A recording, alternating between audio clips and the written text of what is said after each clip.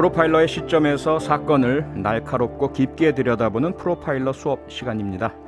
매주 저와 함께하는 수강생, MBC 라디오 북클럽 진행자이자 북튜버 김겨울 작가 모셨습니다. 어서 오세요. 안녕하세요. 김겨울입니다. 네, 오늘 프로파일러 수업 역시 청취자 여러분께서 함께 하실 수 있습니다. 지금 유튜브로 생중계되고 있으니까요.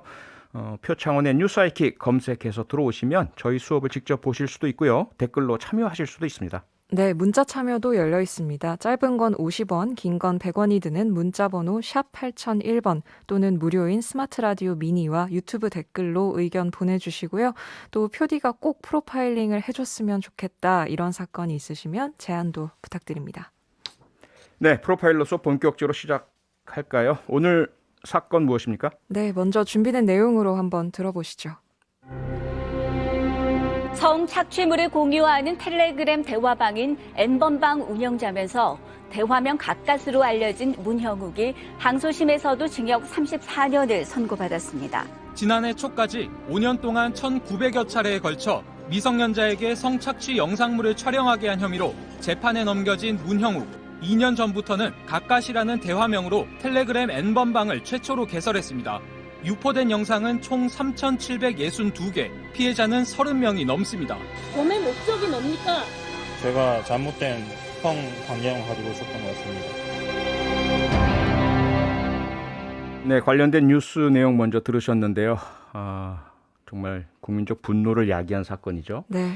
상황 정리부터 좀 해주실까요? 네, 좀 많이 알고 계신 사건이시겠습니다만 한번 정리를 해보겠습니다. N번방 사건으로 알려져 있죠. 창시자인 갓갓으로 알려진 문형욱이 텔레그램 회원들과 조직적으로 아동, 청소년 등을 성착취한 영상을 제작하고 유포한 사건입니다. 네.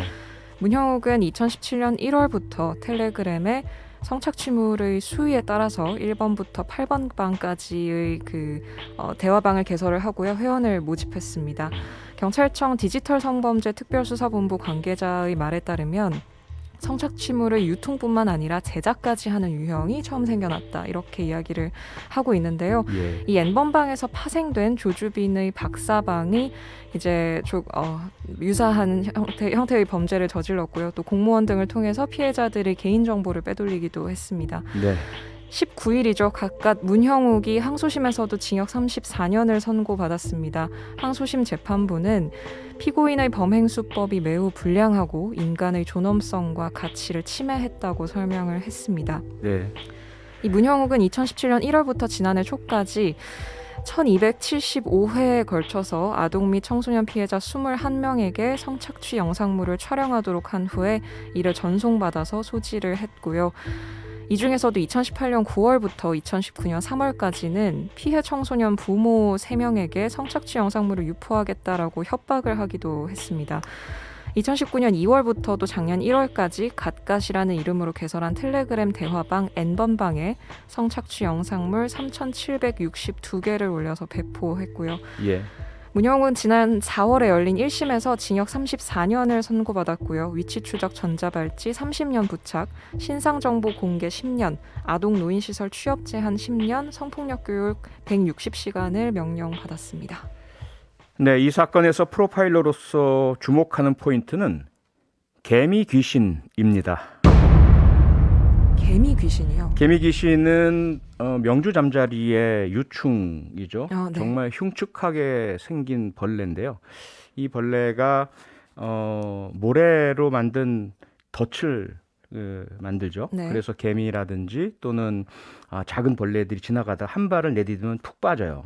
빠져나오려고 다른 발을 내디디면 더 깊이 빠지고요. 그래서 막 온 힘을 다해서 벌버둥 치면 힘이 다 빠지죠. 그때 네. 나타나서 잡아먹습니다. 이 문형욱이라든지 조주빈 같은 인간들이 바로 이 개미 귀신, 이 벌레 정도의 수법과 방법을 사용을 해서 네. 상당히 어리고 약한 초등학생을 포함한 그런 친구들에게 온라인상의 덫을 만들고 빠져들게 만들고 계속 수위를 높인 협박을 해서 결과적으로는 성적 노예로 만들어낸 도저히 정말 납득하기 어려운 범죄 사건인 거죠. 네, 그렇습니다. 저도 사실 이 사건이 작년에 화제가 되었을 때 처음 접하고서 너무 끔찍함에 좀 몸서리를 쳤던 기억이 있는데 예. 이번에도 이 프로파일러 수업 준비를 위해서 다시 한번 자료를 찾아보면서 정말 구역질이 난다 할까요? 너무 고통이었죠. 네, 정말 예. 어떻게 이런 일이 있을 수 있나라는 생각이 들었습니다. 네. 이 유사한 사건의 재발을 막아야 한다는 생각이 크게 들고요. 이 사건을 통해서 좀 궁금한 점들을 짚어보도록 하겠습니다. 네. 이 청소년 성착취, 이 N번방 사건, 주범과 공범들이 굉장히 복잡하게 많이 얽혀 있는 그런 사건이었고요. 네, 네. 사회에 굉장히 큰 충격을 줬는데요. 표디도 그때 충격 많이 받으셨죠? 네, 충격보다 분노가 컸고요. 네네.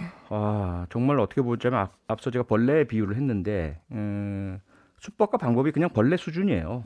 우리가 그걸 몰라서 못해서 안 하는 게 아니잖아요. 네. 그런 짓은 하면 안 되니까. 인간이 그렇죠. 할 짓이 아니기 때문에 안 하는 것인데 그런 부분들을 통해서 심지어 돈까지 벌었다는 거 이런 것들이 정말 용납 못할 범죄죠. 네, 정말 많은 분들이 분노를 했었고요. 이 청와대 국민청원 역대 청원글 중에 가장 많은 동의를 얻은 글이라고 하네요. 예. 270만 명이 넘게 이제 신상 공개를 해달라라는 동의를 했고요. 네. 그렇게 이제 신상 공개된 이 용의자들 속속 재판을 받고 있습니다. 이 갓갓의 항소심 선고 공판이 있었는데 원시민 징역 34년이 유지가 됐고요. 네. 또 다른 이 주범이죠. 조주빈은 항소심에서 42년형 선고받았는데요. 네. 이 정도 형량 어떻게 보시나요? 우선 이 사건 전에 네. 기억하시겠지만 웰컴 투 비디오라는 네. 다크웹 상에서 전 세계에서 가장 아동 성착취물을 많이 올렸던 손정우라는 인간, 이 인간에 대해서 우리 법원이 1년 6개월. 네. 그 형량에 비하면 엄청나게 많은 거죠. 네, 그리고 그렇죠. 그 전에 이루어졌던 디지털 성범죄에 대한 우리 법원의 평균 형량을 보니까 평균 2년 6개월이에요. 그래서 판사들 대상으로 설문조사를 해봤어요. 네. 얼마의 형량이 적절할까요? 라고 했더니 딱 1년 높은 3년 6개월이 적정하죠. 아이고, 이렇게 네. 답을 했었거든요. 네. 그에 비하자면 그나마 우리 불꽃단 추적단인가요? 네. 그분들의 어떤 그 아주 정말 헌신적인 노력 네. 그리고 언론에서의 보도 이런 걸 통해서 경각심이 높아지고 우리 법원에서의 성인지 감수성이 높아지면서 그나마 이 정도의 형량이 나왔다. 네. 하지만 그러면 이게 충분하냐? 충분하지 않죠. 그렇죠. 이 인간들은 도저히 이 세상 밖으로 나와서는 안 될 인간들인데 네. 34년, 42년이라 하더라도 이게 대법원에서 확정됐을 경우에 나중에 또 감형 가능성이 있고요. 네. 그 가석방의 가능성도 열려 있거든요. 그렇게 되면 뭐 40대나 뭐 50대 나올 수 있다는 얘기인데 네. 이건 전 적절한 형량이 아니라고 생각합니다. 그렇죠. 사실 나왔을 때의 나이가 그렇게 생각보다 좀 젊게 느껴지는 나이라고 사실 볼 수도 있으니까요. 그럼요. 이 친구가 지금 네. 20대 초중반, 10대도 있거든요. 네, 18살짜리도 있고 하는데 30년 있다 나와봐야 48, 네. 뭐 50대 초반 이 정도란 말이죠. 네. 아주 신체적 건강하고 얼마든지 추가 범죄 저지를 수 있는 나이고 그때 돼서는 직업도 없을 테고 사회에서 살아나갈 생활력이 없을 텐데 또 범죄에 의존할 가능성이 높은 거죠. 그래서 많은 분들이 아무래도 우려를 표하시는 것 같습니다. 네. 이 영상을 찍게 하고 협박을 하고 사실 그 과정이 구체적으로 말하기 힘들 정도로 굉장히 그 악질적이지 않습니까? 근데 네. 참 이걸 이해하기가 어려운데 이 가해자들은 왜 이런 일을 한 걸까요? 상황이나 뭐 시대가 좀 다르긴 하지만 네. 그 2차 대전 당시에 나치 독일의 루돌프 아이히만 네. 또는 일제의 731 부대에서의 생체 실험 네.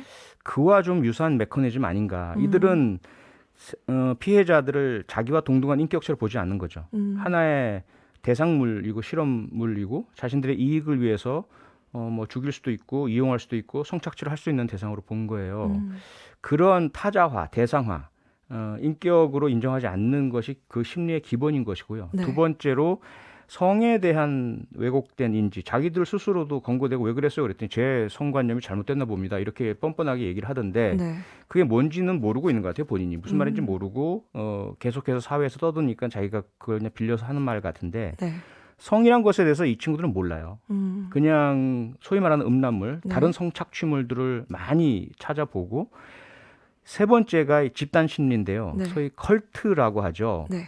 그 사회에 오랜 동안 검증을 거쳐서 굳어진 문화, 윤리, 도덕, 규범 이런 것들에서 비껴나 있는 거죠. 네. 그걸 그대로 따르면 자기는 루저고 뭐 나고 자고 이렇게 될 수밖에 없기 때문에 그런 인간들끼리 모여서 자기들의 룰을 따라 만들어요. 거기서 악마 숭배를 하기도 하고 네. 범죄를 찬양하기도 하고 네. 성에 대해서 그 성의 대상이 되는 피해자들을 당해도 싸라는 자기들만의 그러한 컬트 문화를 가지면서 집단 심리를 형성해서 서로 부추기고 네. 이것들이 모여서 결국 이런 사단을 만들어낸 거라고 보여집니다. 거기에는 이제 말씀해주신 것처럼 약간 기술 발달의 어떤 측면도 좀 영향이 있지 않았나 싶기도 합니다. 네. 뭐 최근에 인스타그램, 페이스북 같은 뭐 미디어를 통해서도 범죄가 저질러지기도 하고, 뭐 앞서서 소라넷 문제가 또 있기도 했고요. 네. 그리고 최근에는 이제 뭐 딥페이크를 이용한 합성물이라든지, 네. 뭐 초소형 카메라를 이용한다든지 이런 어떤 기술과도 좀 연관이 있을 것 같은데요. 그렇죠. 사실은 이런 디지털 혹은 온라인 기술이 대중화되기 전에는 이런 유형의 인간들이 없었느냐? 있었어요. 사회에 적응하지 못하고 자기들은 제대로 된 인정을 받지 못하고 관심도 끌지 못하는 인간들인데 그래서 그 분노와 불만을 이상 행동으로 표출한다? 개별적인 사고로 끝나는 거죠. 동네에서. 네. 뭐 저런 인간 다 있어. 뭐 가벼운 처벌받거나. 그런데 디지털 온라인 기술이 보급되기 시작하면서 이들이 이것을 이용하다 보니까 상당히 많은 피해도 야기하고 영향도 끼칠 수 있는 것이 된 거예요. 네. 그럼 그들이 기술적으로 뛰어나냐? 절대로 그렇지 않아요. 일반인들이 사용할 만한 관심 가지고 시간 들여서 조금 들여다보면 얼마든지 이용 가능한데 우리 어린이들은 잘 모르잖아요. 네. 그래서 개인정보 확보하고 끌어들이고 영상 찍게 만들고 이렇게 된 거죠. 그렇습니다.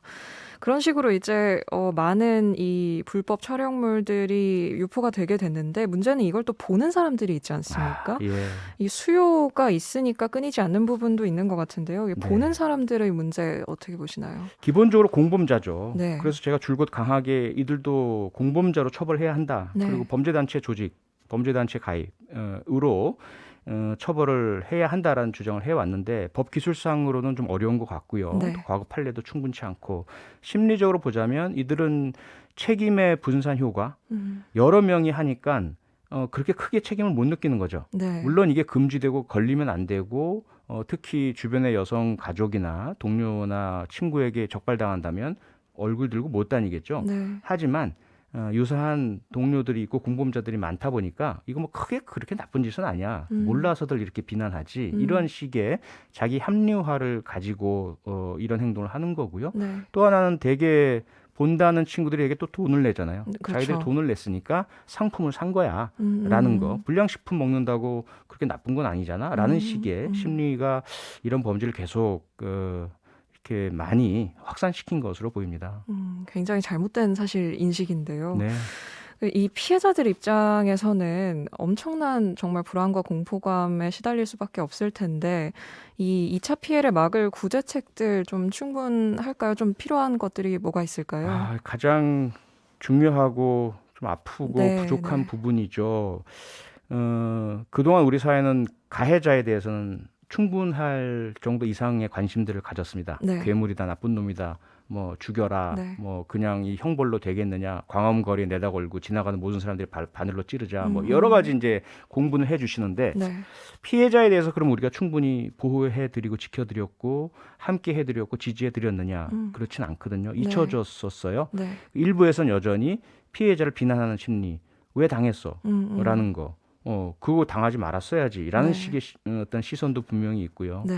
그런 부분들이 2차 가해를 양산하는 거죠. 피해자에겐 전혀 잘못이 없습니다. 네. 물론 자신의 개인정보를 스스로 밝혔다 이런 부분들 전혀 이런 피해를 당할 이유가 되는 건 아닌 거죠. 그럼요. 그 부분부터 시작을 해야 될 것 같습니다. 네. 이 짧은 시간에 다루기 참 방대한 이야기였는데요. 네, 이쯤에서 마무리해야 될 것 같습니다. 시간 관계상 그렇죠. 네, 다음 주에 뵙죠. 지금까지 김겨울 작가와 함께했습니다. 수고하셨습니다. 감사합니다. 평일 저녁 6시 5분에 여러분을 찾아갑니다. MBC 라디오 표창원의 뉴스 하이킥.